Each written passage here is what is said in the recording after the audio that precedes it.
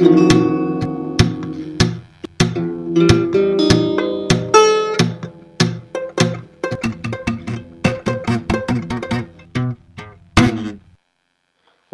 afrondingen en afschuining. Hetzelfde principe, een nieuw part gaan we maken. Zet de reference planes aan, veranderen naar ordered.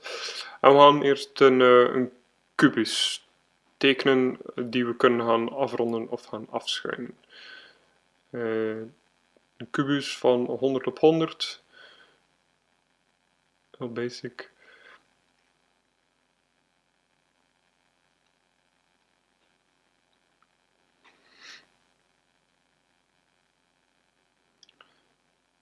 Maar dat de kubus mooi centraal staat.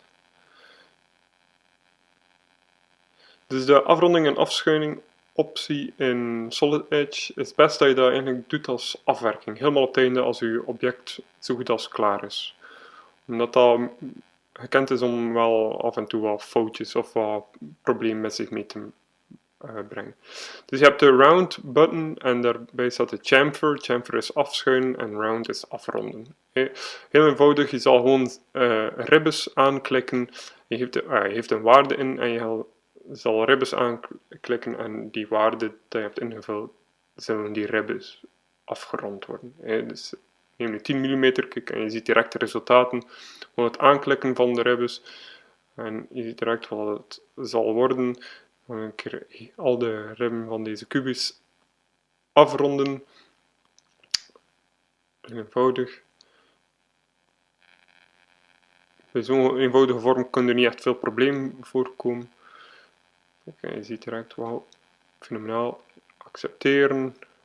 En dan doe je preview en finish. En dan is uw kubus afgerond.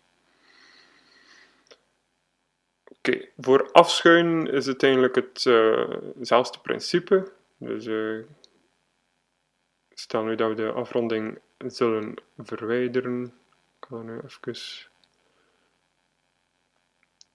deleten, dat we onze kubus terug hebben. Dus wat we eigenlijk gaan doen, in plaats van round, doen we chamfer. En het is weer hetzelfde principe. Je klikt de ribbes aan dat je wilt aanpassen en je geeft een waarde in de setback. Je geeft de waarde in waarvan dat je wil afschuinen. Ik kan altijd nog een keer terug select edge. Dus ik wil al mijn ribben selecteren dat ik wil afschuinen. Dus ik heb nu 10 mm erin gestoken. Mijn kubus is 100 op 100. 100 op 100 op 100 mm. En heeft een prachtige afschuining. Ik kan daar wel in overdrijven. Aangezien dat mijn kubus 100 op... dat mijn kubus een diameter heeft van 100 op 100 op 100, kan ik mijn afschuining tot 50 mm doen. Ik weet niet of dat duidelijk is, kan ik er illustreren. Stel dat ik mijn afschuining in plaats van 10 mm 50 maak. Dan krijg ik een soort diamantvormige vorm. Ik heb het tot in het extreme afgeschuind. En ik heb niet alle ribben geselecteerd. Ik kan dat nog ook achteraf aanpassen. Gewoon met de select tool, chamfer selecteren en dan kan ik de definitie nog aanpassen. En kan ik nog wat extra ribben aan of uitklikken. Met Ctrl-klik kun je ribbes uitklikken, maar gewoon aanklikken. En dan zijn alle ribbes geselecteerd. Dus als ik nu op accept zou klikken, dan zie je, wauw, een prachtige diamantvormige object. Waarom zeg ik dat? Dat je tot maximum 50 kunt gaan? Maar als je overdrijft met die waarden, stel nu dat ik 50,1 zou doen, dan zou je zien dat dat niet gaat lukken. Dat kan ook niet, want er is geen meer materiaal om af te schuinen. Dus je moet rekening houden met... ik kan dat een keer illustreren. Je gaat niet echt veel zien. Stel dat ik mijn waarde verhoog, 50,1, dan gaat dat... je gaat een foutmelding geven. Omdat die kubus maar 100 op 100 is en ik schuin van onderen af en van boven. Dus, vandaar dat je daar altijd wel wat rekening mee houdt en dat je dat ook best eens helemaal op het einde van je project doet. Je afronding en je afschuining. Omdat dat altijd... dat kan soms wel prutsen zijn. Nu, ik kan hier een keer iets op extruderen voor nog wat. Je kunt dus ook een afronding in een. Dat waren nu allemaal op randen, kan dat ook in hoekjes doen. Je kunt een hoekje afronden. Een binnenwaarts hoekje. Dus stel nu dat ik hier nu van bovenop een kruis teken.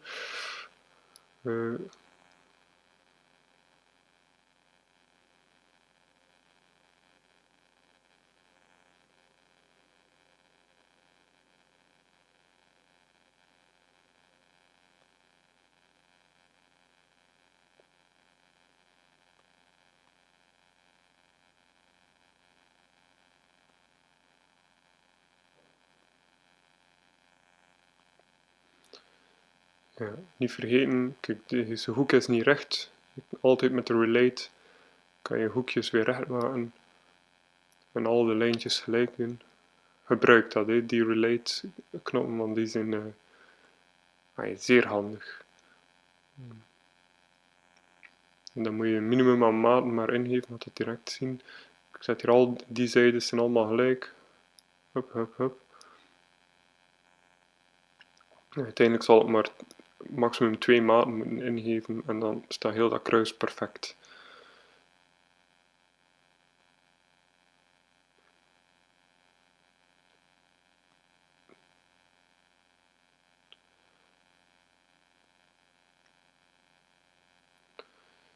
Dus laten we zeggen dat hier 30 zoiets. En dan die korte zijde 20. Kijk, die staat al vast. Ja, dat perfect. Oké, en dan close sketch, extrude. Ja, maakt niet echt veel uit.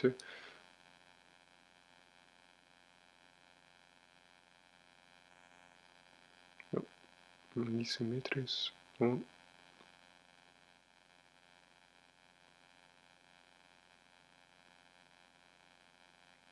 Vijf te hoog of zoiets. En dan bevestigen, een soort klikken en finish. En dan staat het er. Dus die hoekjes kunnen we nu allemaal gaan afronden, dat eigenlijk wel schoon staat. Maar aangezien dat we altijd die waarden achteraf nog kunnen veranderen, het is nu ook maar een proefstukje, beginnen we liefst zo klein mogelijk. Op 5 mm. En met die afronding zie je direct resultaten.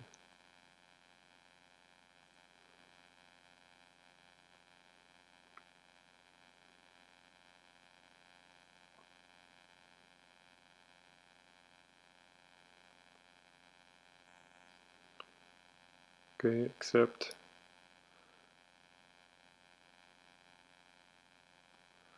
Prachtig, prachtig. Ja, je kan er een beetje mee spelen hè, en zien wat dat heeft. Maar overdrijf er ook niet mee. Like dat ik hier aan het doen ben, ook een beetje.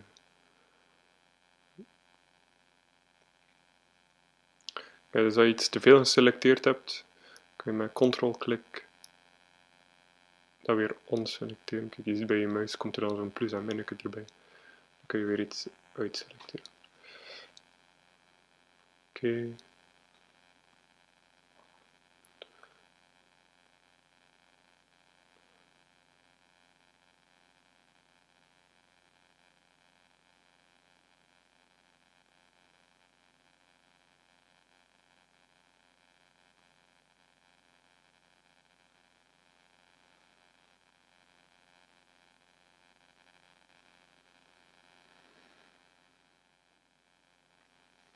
En misschien wil ik het nu nog van boven een beetje afronden.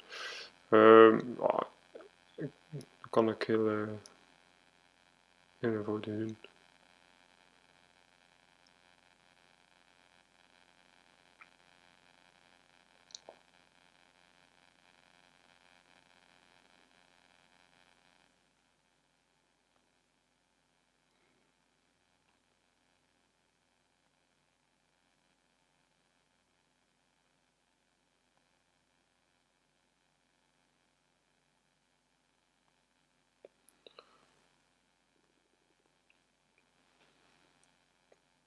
Voilà, zie, prachtig.